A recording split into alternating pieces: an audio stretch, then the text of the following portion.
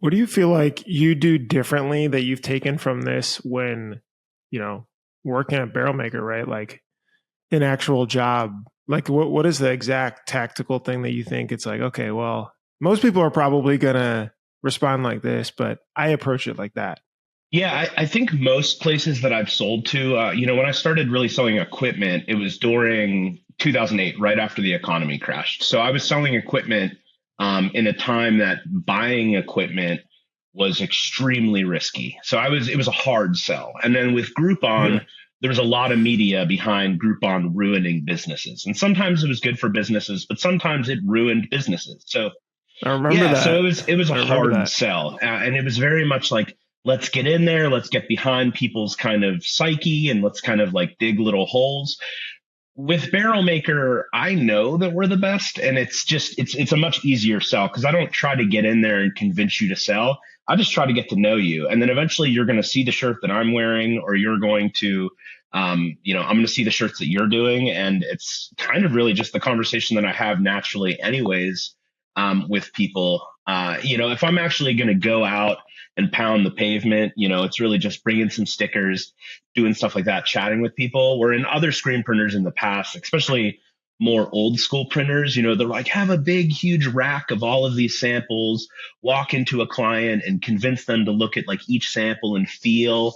And it's like, if I'm trying to convince people that our printing is okay, I'm already way behind the eight ball. Like I don't want to have to do that. All I want to do is get you to realize that I'm reasonable to work with, that there's no friction, and obviously our quality is good. Like if our quality and our service isn't good enough to make you happy, like we wouldn't have the reviews that we have, we wouldn't have the employees and like the benefits that we're able to offer all of our employees.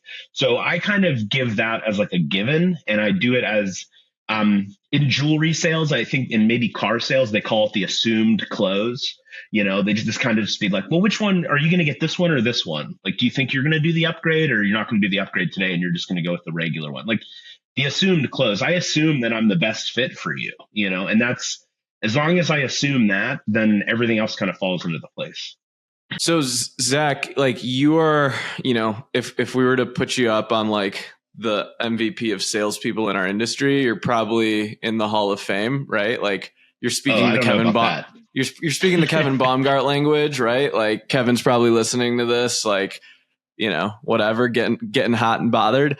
How much of your time is actually spent selling directly versus teaching salespeople and managing the team and actually like teaching them how to do all of this? These days, probably not as much as Justin wants me to. I know it's always like, hey, will you do more sales? And I'm like, yes, but then I get pulled into HR and I do some operations too. So, like all day yesterday, I was dealing with two specific clients. That wasn't really sales, but giving them a good experience is certainly going to nurture their sales in the future. Like I wouldn't have done it if they weren't somebody that had a mega amount of sales to give me going forward. But I wouldn't consider that sales. I would consider that service. And even in some ways, I would just consider that operations, because I'm really just liaisoning between them and production. As far as like actually sales, I would say about one day a week. I try to go out and actually, like, what I do is just pick a neighborhood that I want to hang out in anyways, a neighborhood that has a couple of things that I want to do. And I'll go to those places that I want to do and just look at the places around that I also want to stop in at. And as far as anybody's concerned, when I'm stopping in, they're not seeing it as a salesperson stop in. Like they're seeing it as a guy that's either blowing off work or doesn't have work today, that's stopping in to look at candles, that's like curious in a weird way, but also is going to give me stickers. So I've trained a couple people on this, and they're very much like, oh, this is really weird. This isn't like a sales tactic. It's like kind of hanging out. And it's like, well, yeah, I mean, if you don't love to do it, and if you don't like look forward to it, you're not going to do it. And if you don't do it, then that's it. So this is outbound. This is considered your outbound sales strategy, which I want to dig a little bit more into this, because literally my question says, your boss comes to you and says, we need more sales. What do you do? And it sounds like you're already answering this, right? So I just want to like Okay, so the exact, sort of steps almost, right? So picking an area, it's somewhere local. You're not going through some sort of list and going the cold email route and doing that one, or you find that local is a little easier because you have commonality there, like you said, to get to know someone.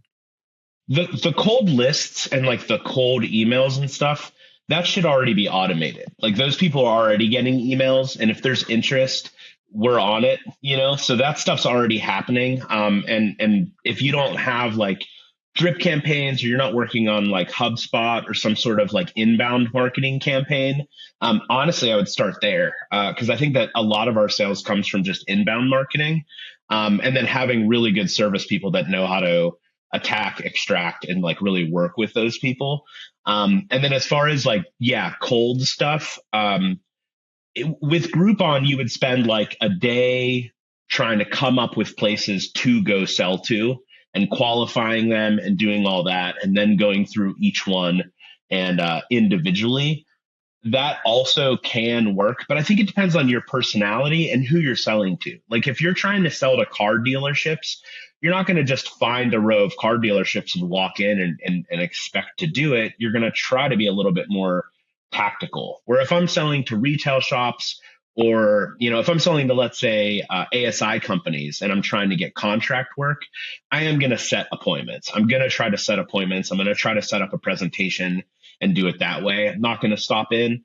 If it's restaurants, I'm going to stop in, but you have to be really tactical about what time you stop in. You can't stop in at lunchtime. You can't stop in at dinner time. You can't talk to just the hostess. It's not going to work. You have to walk through the door that the cooks are smoking cigarettes at. That's the only way to do it.